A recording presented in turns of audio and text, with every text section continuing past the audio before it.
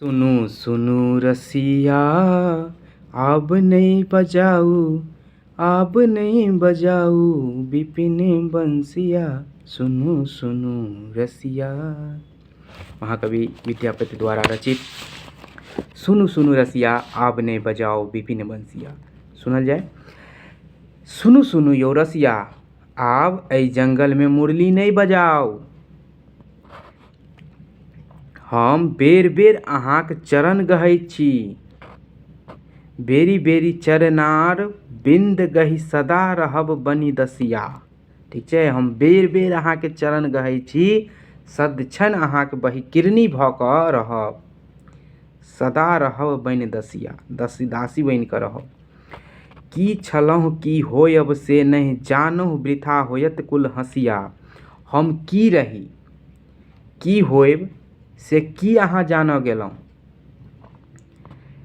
की छलहुँ की होयब से नहि जानहु, वृथा होयत कुल हँसिया। एहिसँ बेकार में हमर कुल में हँसी होइत। हम की छलहुँ की भऽ गेलहुँ, एहिसँ हमर कुल में खानदान में हँसी होयत।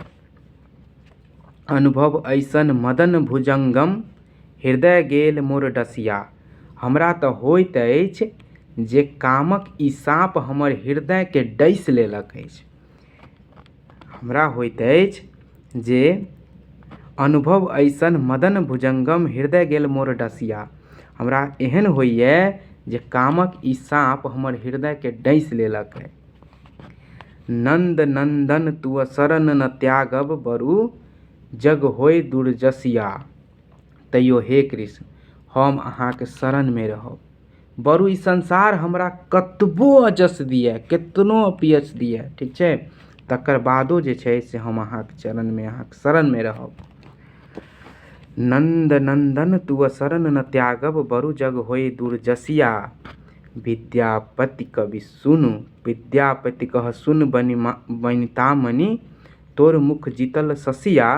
धन्य धन्य तोर भाग गोवारिन, हरि भजु हृदय हुलसिया।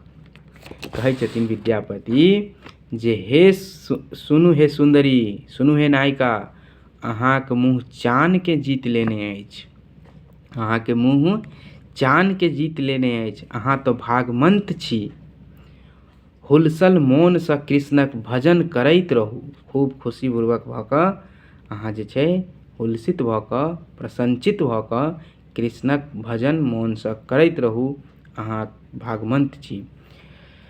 ई पंक्ति छल सुनु सुनु रसिया आब नहि बजाओ विपिन बंसिया। आशा करै छी सब गोटा के नीक लागल हैत। बहुत बहुत धन्यवाद।